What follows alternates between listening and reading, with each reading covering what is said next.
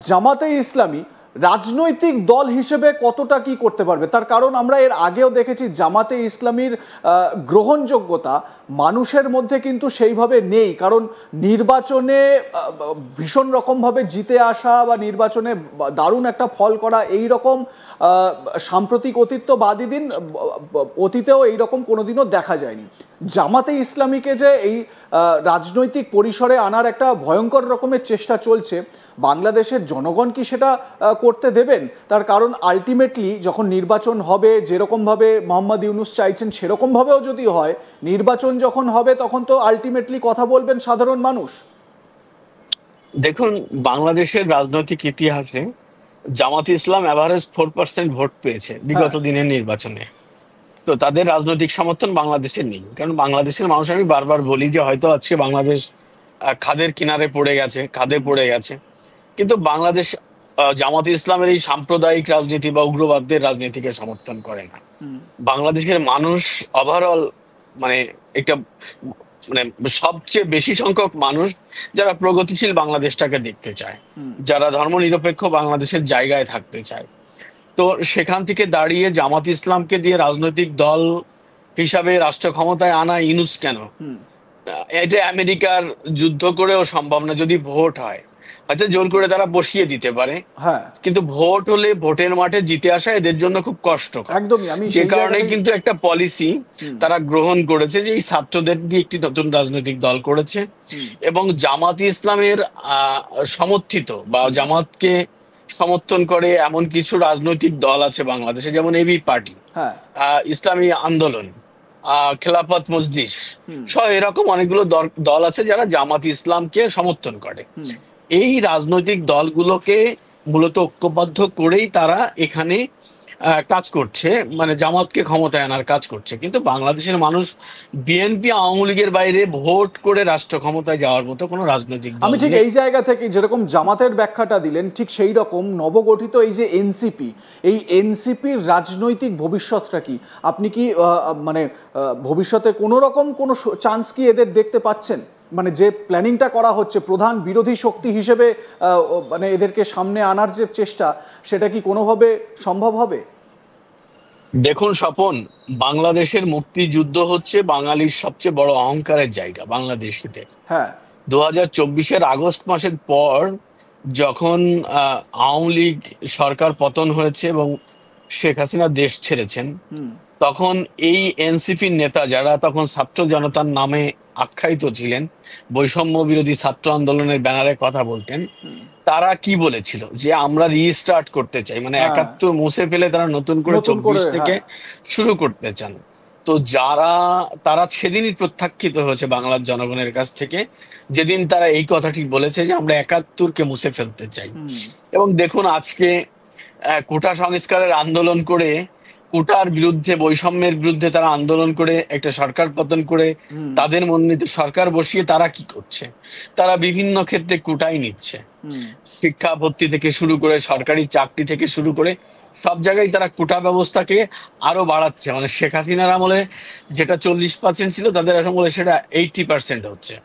তো এই যে জায়গাটি তারা তৈরি করছে, এবং তাদের যে নেতারা, এই দুদিন আগেও সার্জিস আলমের একটি কেলেঙ্কারি ফাঁস হয়েছে যে সে একজনের কাছ থেকে আইফোন গিফট নিয়েছে, টাকা নিয়েছে।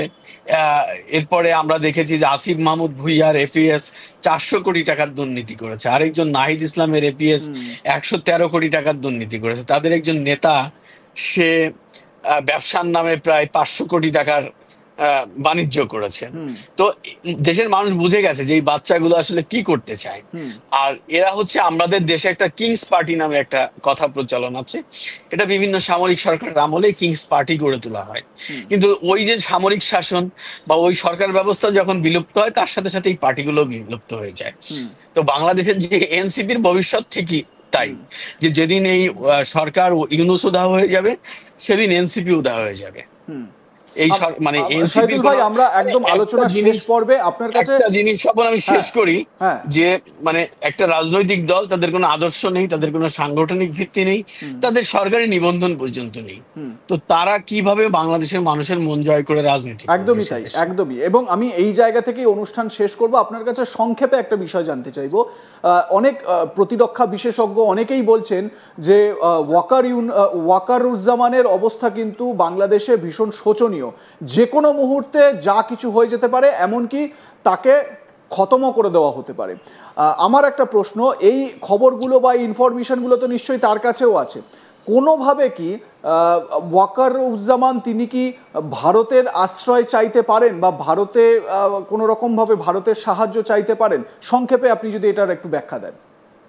দেখুন, ভারত তো একটি গণতান্ত্রিক রাষ্ট্র এবং তারা বাংলাদেশের চমৎকার বন্ধু, যদিও বর্তমান সময়ে সেই সম্পর্কটা নেই, কিন্তু ভারতের কাছে যদি ওয়াকারুজ্জামান কোন আশ্রয় চায় গণতন্ত্রের স্বার্থে, বাংলাদেশের স্বাধীনতা সার্বভৌমত্ব রক্ষার স্বার্থে, সেক্ষেত্রে ভারত বসে থাকবে বলে আমার মনে হয় না। এবং আমার মনে হয় যে ওয়াকারুজ্জামান যদি মনে করে যে সে অসহায়, তার কমান্ড কেউ শুনছে না, বা এই সরকার তাকে মূল্যায়ন করছে না, তাহলে তার উচিত ভারতের কাছে সাহায্য সহযোগিতা চাওয়া। বেশ, অনেক ধন্যবাদ আপনাকে শাহিদুল ভাই। শাহিদুল হাসান খোকন বাংলাদেশের বিশিষ্ট সাংবাদিক আমাদের সঙ্গে ছিলেন, এবং যে ব্যাখ্যাগুলো তিনি দিলেন সেটা কিন্তু একটা ভয়ঙ্কর ষড়যন্ত্রের প্লট বাংলাদেশে তৈরি হচ্ছে সেই একটা আভাস আমরা পাচ্ছি। সেনাবাহিনীর গোপন গোয়েন্দা রিপোর্ট ফাঁস হয়ে গিয়েছে। আজ তাক বাংলায় তার একটা ব্যাখ্যা বিশ্লেষণ দেওয়ার চেষ্টা আমরা করলাম, এবং আগামী দিনেও এই ধরনের যা আপডেট আমরা পাবো আপনাদের সামনে তুলে ধরার চেষ্টা করব। জামাতে ইসলামী রাজনৈতিক দল হিসেবে কতটা কি করতে পারবে, তার কারণ আমরা এর আগেও দেখেছি জামাতে ইসলামীর গ্রহণযোগ্যতা মানুষের মধ্যে কিন্তু সেইভাবে নেই, কারণ নির্বাচনে ভীষণ রকমভাবে জিতে আসা বা নির্বাচনে দারুণ একটা ফল করা, এই রকম সাম্প্রতিক অতীতবাদী দিন অতীতেও এইরকম কোনোদিনও দেখা যায়নি। জামাতে ইসলামীকে যে এই রাজনৈতিক পরিসরে আনার একটা ভয়ঙ্কর রকমের চেষ্টা চলছে, বাংলাদেশের জনগণ কি সেটা করতে দেবেন? তার কারণ আলটিমেটলি যখন নির্বাচন হবে, যেরকমভাবে মোহাম্মদ ইউনূস চাইছেন সেরকমভাবেও যদি হয়, নির্বাচন যখন হবে তখন তো আলটিমেটলি কথা বলবেন সাধারণ মানুষ। দেখুন, বাংলাদেশের রাজনৈতিক ইতিহাসে জামাত ইসলাম এভারেজ 4% ভোট পেয়েছে বিগত দিনের নির্বাচনে।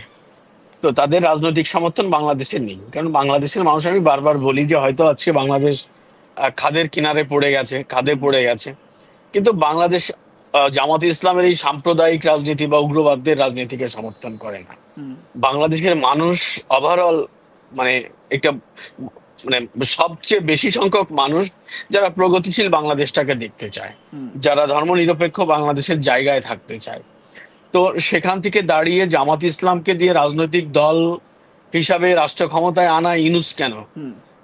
এটা আমেরিকার যুদ্ধ করেও সম্ভব না। যদি ভোট হয় হয়তো জোর করে তারা বসিয়ে দিতে পারে, কিন্তু ভোট হলে ভোটের মাঠে জিতে আসা এদের জন্য খুব কষ্ট।